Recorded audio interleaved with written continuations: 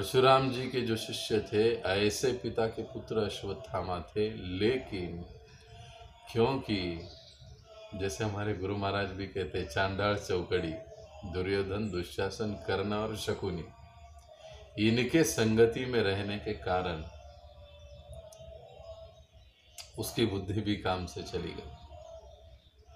अब दुर्योधन की मृत्यु जब अश्वत्थामा ने देखी तो अश्वत्थामा ने देखने के पश्चात तो उसको बड़ा गुस्सा आ गया और उसने प्रण किया कि मैं पांडवों का वध कर दूंगा। देखिए, हम प्रसंग को समझ रहे हैं कि कुंती महारानी कब भगवान की प्रार्थना कर रही है, उस प्रसंग को हम समझ रहे हैं। और वैसे देखा जाए तो आज से हम श्लोक आरंभ नहीं हो पाए, हम पार्श्वभूमि ही लेंगे ताकि इन विषयों को हम अच्छे से समझ सकें। कल से हम कुंती महारानी के प्रत्यक्ष जो श्लोक है 20, 21, 22 आदि आरंभ करेंगे। तब जब अश्वत्थामा ने ये प्रण कर लिया कि मैं पांडवों का वध कर दूंगा, तो उसने काफी क्रोधित हुआ और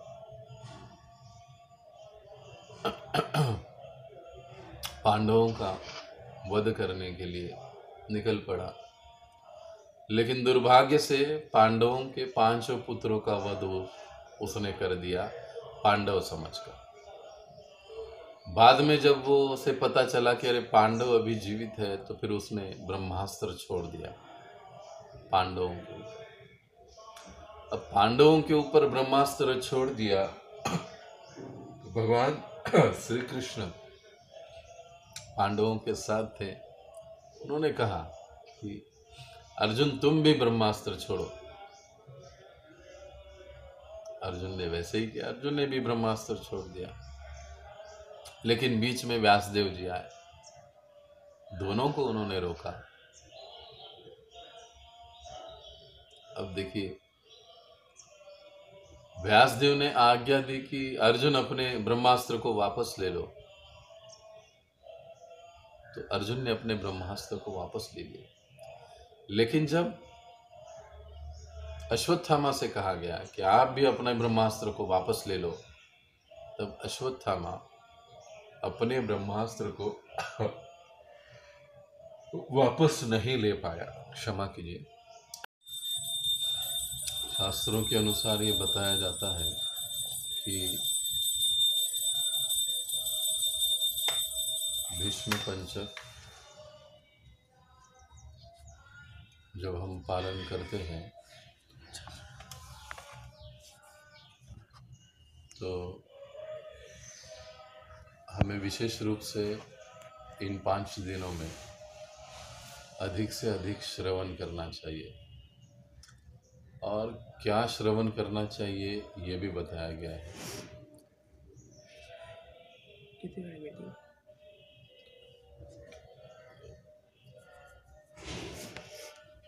विशेष रूप से इन 5 दिनों में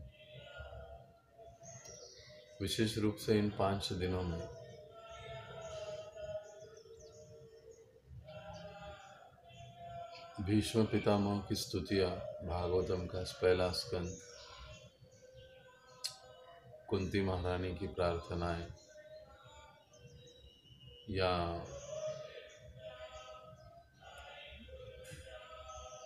दामोदर अष्टकम, दामोदर लीलाएं, भगवान की दामोदर लीला,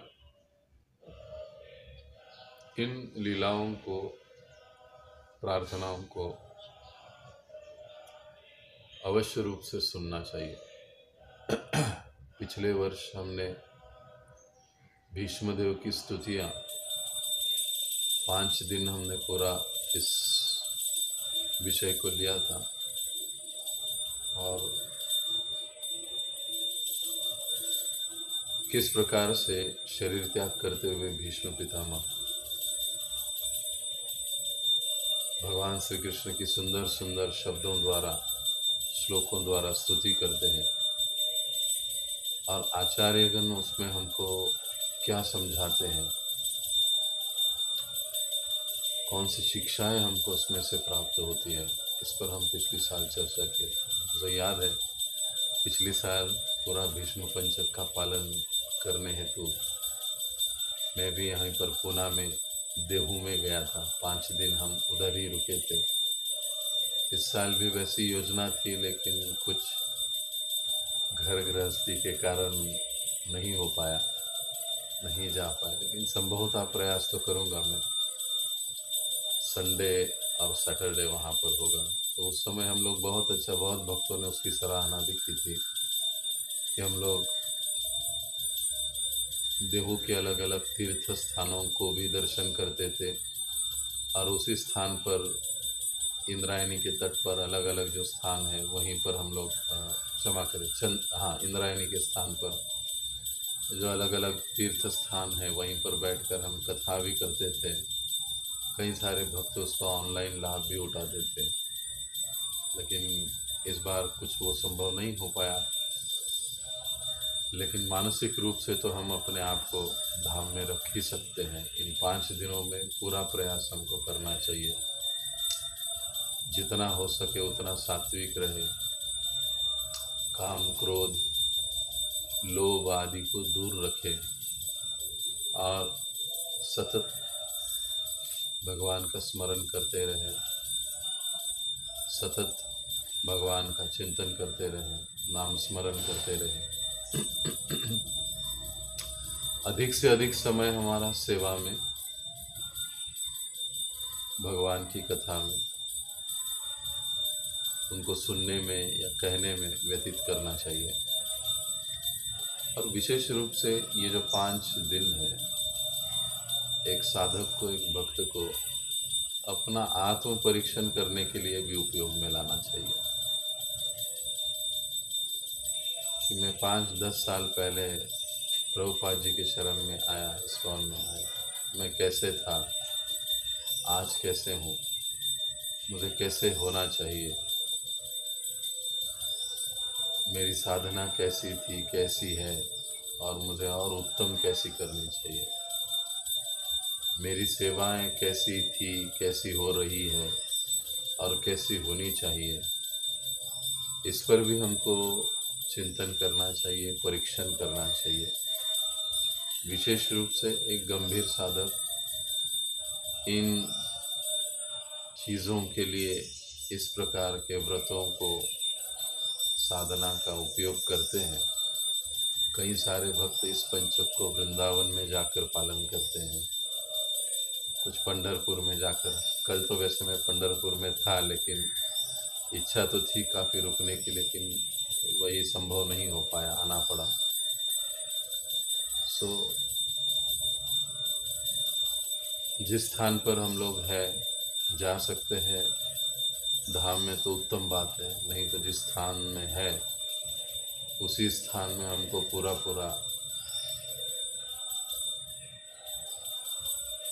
कृष्ण चेतना में रहकर इसको पालन करना चाहिए। तो आज से जो हम विशेष रूप से कुंती महारानी की प्रार्थनाओं को आरंभ कर रहे हैं, पिछली बार हमने भीष्म पितामह इनकी स्तुतियों को सुना था। अब हम इस साल कुंती महारानी की प्रार्थना, इस पर चर्चा करेंगे।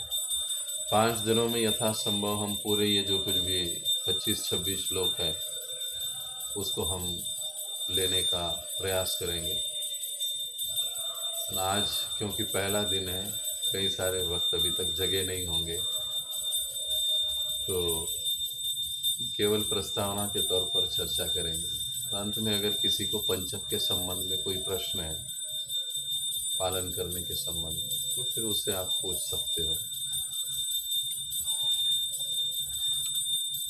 तो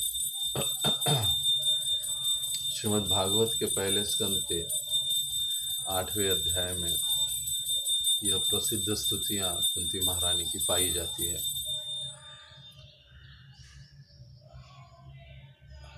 ये कुंती महारानी की जो प्रार्थनाएं हैं वो भक्ति भाव से पूरी तरह भरी हुई है,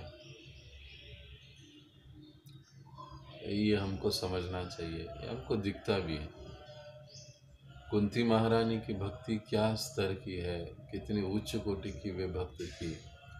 उनकी स्तुतियों को जब हम सुनते हैं तो हमें पता चलता है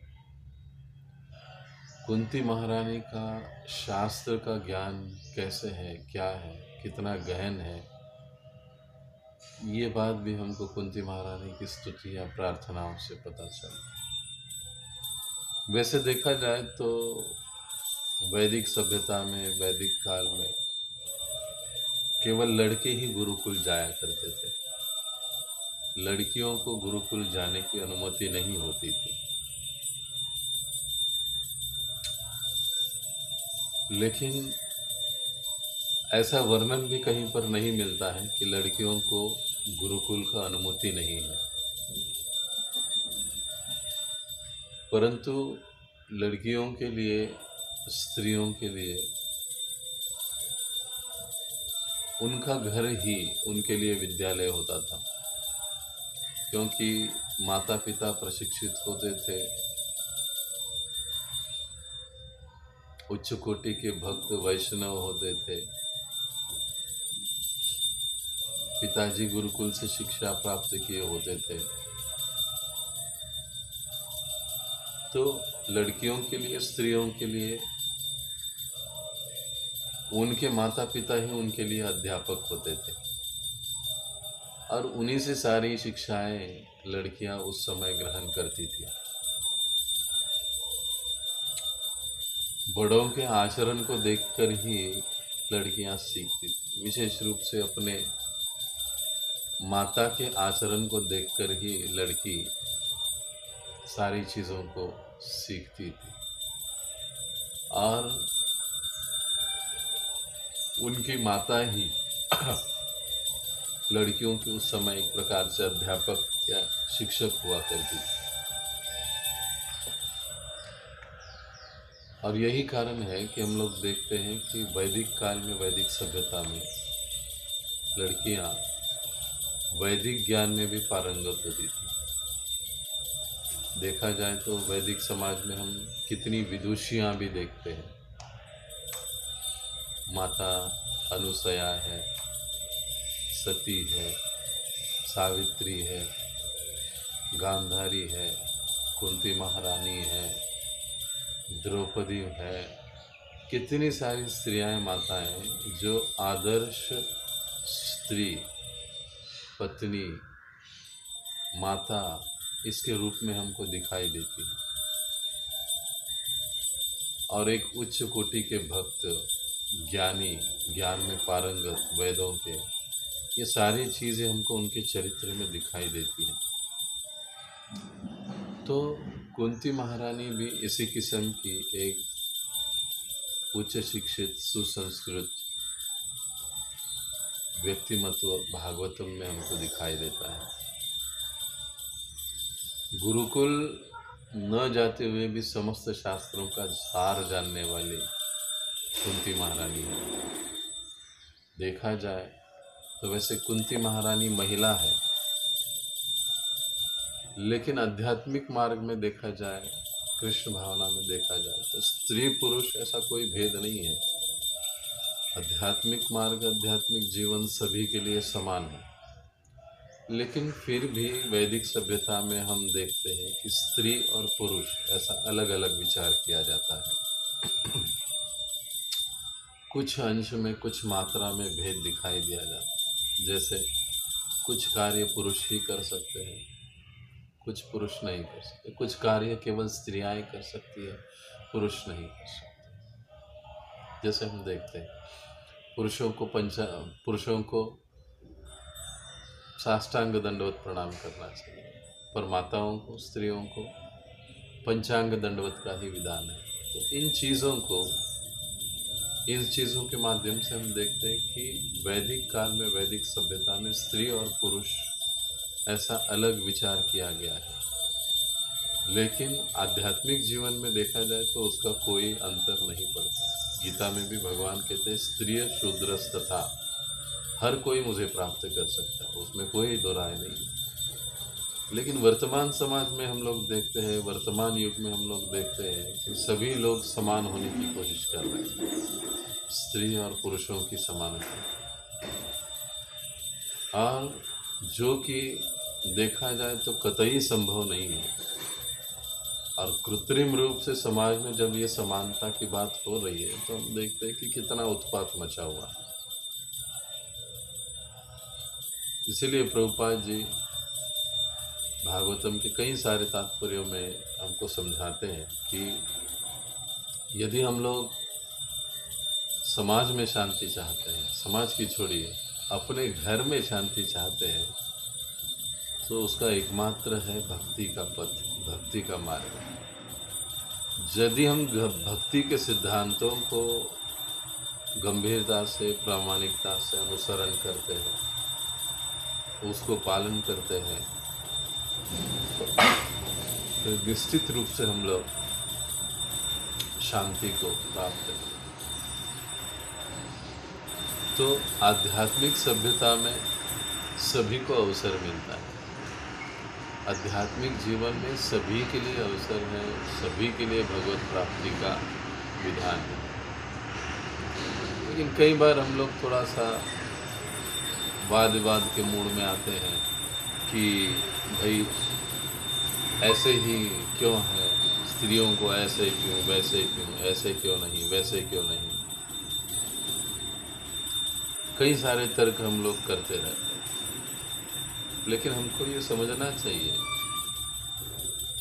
कि जिस प्रकार से शास्त्रों में स्त्रियों के लिए कुछ बातें हैं, उस प्रकार से पुरुषों के लिए भी बातें हैं। दोनों को उसकी कक्षा में, मर्यादा में रहते हुए यदि हम लोग पालन करते हैं तो सारी चीज़ें व्यवस्थित रूप से चलती हैं। फिर वो सामाजिक शांति हो, घर की शांति हो, सारी चीज़ें, सारी बातें व्यवस्थित रूप से होती हैं। और कुंती महारानी इस चीज़ों का, इन चीज़ों का सबसे बड़ा उदाहरण है, उत्तम उदाहरण है। कुंती महारानी की भक्ति सभी के लिए अनुकरणीय है। माताओं के लिए तो है ही, लेकिन पुरुषों के लिए भी कुंती महारानी की जो भक्ति है वो काफ़ी अनुसरणीय है, अनुकरणीय है। जो उनकी भावना है, जो उन्होंने अपनी प्रार्थनाओं में व्यक्त की है, वो अत्यंत महत्वपूर्ण और अत्यंत उन्नत प्रकार की उनकी प्रार्थनाएं और भाव है। तो उन भावों को हमको समझने की कोशिश करनी चाहिए। जैसे प्रभुपाद जी हमको सिखाते, समझाते हैं कि भक्ति के कई सारे अंग हैं। इसलिए प्रभुपाद कहते हैं कि जैसे श्रवणम, कीर्तनम, विष्णु स्मरणम, अर्चनम, वंदनम, दास्यम, सख्यम, आत्मनिवेदनम इति पुंसा पिता विष्णु भक्ति नवलक्षणम। भक्ति के 9 लक्षण हैं। वंदनम का मतलब ही है प्रार्थना भक्ति, अपने इष्ट के प्रति, अपने भगवान के प्रति प्रार्थनाओं को व्यक्त करना, अपने हृदय के भावों को उनके चरणों में व्यक्त करना, इसे कहा जाता है वंदन भक्ति, प्रार्थना भक्ति। भागवतम में कई स्थानों पर प्रार्थनाएं आती है। वंदन भक्ति का एक अपना महत्व है। हर साधक भक्त को भगवान के प्रति प्रार्थनाएं जरूर करनी चाहिए। अपने शब्दों में कर सकते हैं, लेकिन अधिक उत्तम होता है कि ऐसे जो उन्नत आचार्य हैं, हमारे पूर्ववर्ती आचार्य हैं, इन्हीं प्रार्थनाओं को जब हम भगवान के चरणों में, भगवान के समक्ष दोहराते हैं तो उसका और अधिक गहरा प्रभाव हमको देखने के लिए मिलता है। तो ये जो वंदनम भक्ति है, प्रार्थना भक्ति है, ये भक्ति का एक महत्वपूर्ण अंग है। और कुंती महारानी की ये जो प्रार्थनाएं हैं, इन प्रार्थनाओं से हमें पता चलता है कि एक भक्त को कैसे भगवान के प्रति प्रार्थना करनी चाहिए, कौन सी चीज़ें मांगनी चाहिए और कौन सी चीज़ें नहीं मांगनी चाहिए, कैसे भगवान के प्रति हमको अपने शब्दों का आदान प्रदान करना चाहिए। इन चीज़ों को हम कुंती महारानी की प्रार्थनाओं में बड़े गहराई से देख सकते हैं और उससे हम सीख भी सकते हैं। देखिए, भक्तों का जो हृदय है वो उनके शब्दों से, भक्तों के हृदय में जो भक्ति है भगवान के प्रति, वो उनके शब्दों से पता चलती है। ये बहुत महत्वपूर्ण बात है। जो भक्ति में जितने ही उन्नत है, गंभीर है, अपनी साधन भक्ति में, अपनी सेवाओं में, वो सारी चीज़ें उनके वाणी से प्रकट होगी, दिखाई देगी। और कुंती महारानी की प्रार्थनाओं में हम देखते हैं कि उनके जो शब्दों की रचना है, जब वो भगवान की स्तुतियाँ करती है, भगवान का गुणगान करती है, तो उन्होंने जिस प्रकार से शब्दों की रचना की है और उन शब्दों से उनका जैसे भाव प्रकट होता है, उससे हमको पता चलता है कि कुंती महारानी के हृदय में भगवान के प्रति कितने उच्च कोटि की भक्ति विराजमान है। साक्षात एक प्रकार से हम कहते कि भक्ति का एक मूर्तिमान स्वरूप वे अपने शब्दों के माध्यम से भगवान के चरणों में प्रकट करती है। ये ऐसे भक्तों की जो प्रार्थनाएं जब हम सुनते हैं, दोहराते हैं, तो इन प्रार्थनाओं में जो शब्द उन्होंने प्रयोग किए हैं ना, वो शब्द जब हम अपने कानों से सुनते हैं और ये जब हमारे हृदय तक पहुंचते हैं, तो ये हमारे हृदय को पवित्र कर देता है, हमारे हृदय को शुद्ध कर देता है, हमारे मन को स्थिर कर देता है, हमारे मन को एक शांति प्रदान करते हैं, हमारे बुद्धि को शुद्ध कर देते हैं। भक्तों की जब ऐसे उन्नत भक्तों की प्रार्थनाओं को, स्तुतियों को जब हम सुनते हैं, दोहराते हैं, गाते हैं, तो इन भक्तों की प्रार्थनाओं को, ऐसे भक्तों की प्रार्थनाओं को केवल पढ़कर हम लोग नहीं समझ सकते हैं। ये महत्वपूर्ण बात है कि केवल पढ़कर हम लोग इन चीज़ों को नहीं समझ सकते, बल्कि पढ़ने के पश्चात उनके भावों को समझना, उनके भावों को, उन बातों को अपने जीवन में उतारने की कोशिश करना, तब जाकर हम इन तत्वों को, इन प्रार्थनाओं को हम समझ पाएंगे। तो ऐसे कुंती महारानी भी भगवान की उच्चतम श्रेष्ठ भक्त है। और हमें कुंती महारानी को भी महाजनों में से, वैसे तो 12 महाजन बताए गए हैं, लेकिन कई सारे आचार्य कहते हैं कि कुंती महारानी को भी हम लोग महाजनों के समान ही समझ सकते हैं। महाजनों में एक ही हम मान सकते हैं, या हमको मानना भी चाहिए। इतनी महान और उन्नत भक्त है कुंती महारानी। अब जब महान शब्द हम लोग कहते हैं ना किसी भक्त के प्रति, कई बार हम लोग शब्दों को एकदम जनरल बना देते हैं, प्रभु आप बड़े महान हो। कि महान शब्द का वास्तविक अर्थ क्या है? प्रभुपाद जी भागवतम में एक स्थान पर बताते हैं, और भक्ति रसामृत सिंधु में रूप गोस्वामी इस बात को समझाते हैं कि महानता का, या महान कौन है, जो भगवान के शरण में वास्तविक रूप से है, गंभीर रूप से है, प्रामाणिक रूप से जो भगवान की शरण में है, वास्तविक रूप से जो भगवान की शरण में है, वो महान है।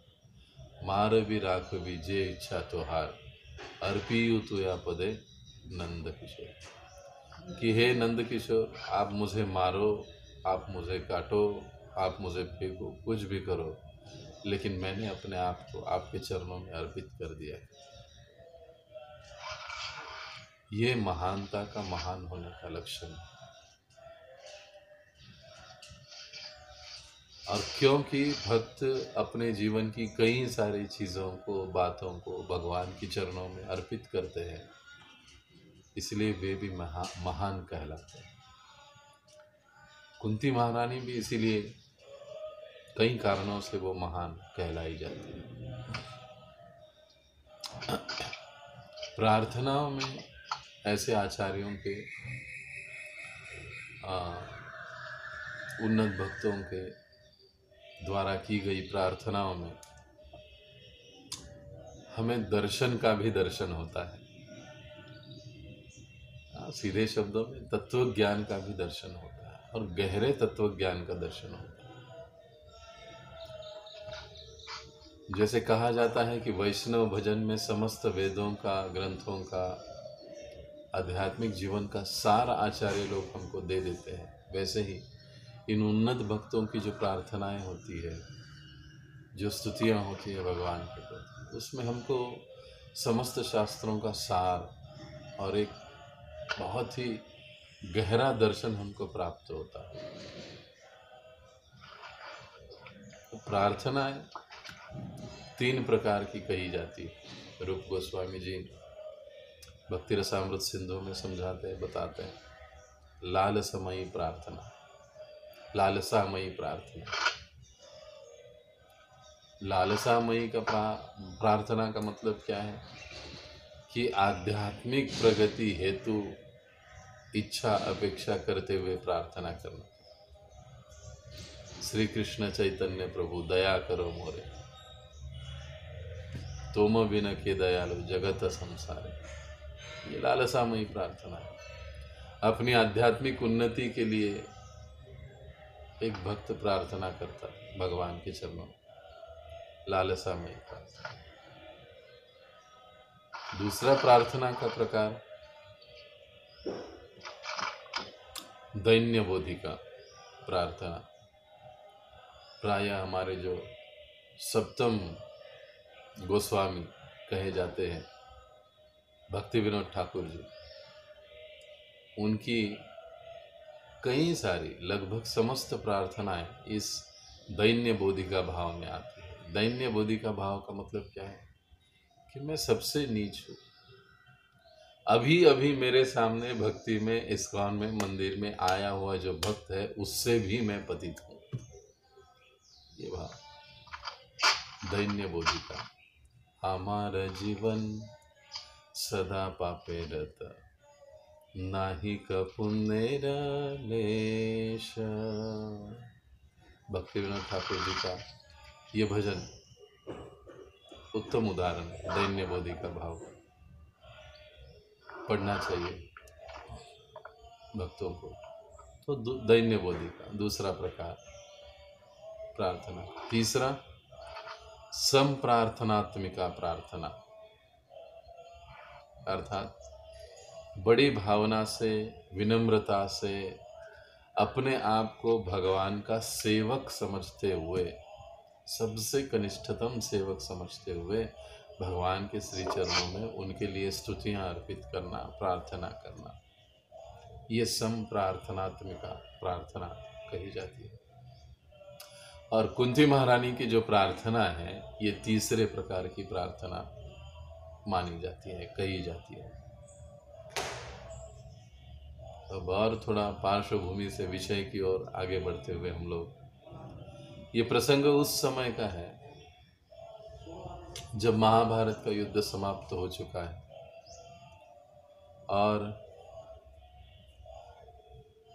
दुर्योधन का वध भी भीम के द्वारा हो चुका है। दुर्योधन मृत्यु को प्राप्त हो चुका है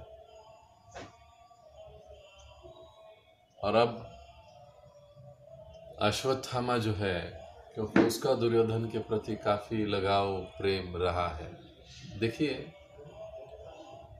व्यक्ति कितने भी बड़े पार्श्वभूमि से क्यों ना हो, कितने ही ऊंचे कुल से क्यों ना हो, कितने ही ऊंचे स्तर से क्यों ना हो, लेकिन यदि वो गलत संगति में पड़ता है तो उसका पतन निश्चित है। इसीलिए चैतन्य महाप्रभु ने वैष्णव की व्याख्या देते समय क्या कहा? असत संग त्यागी वैष्णव आचार्य।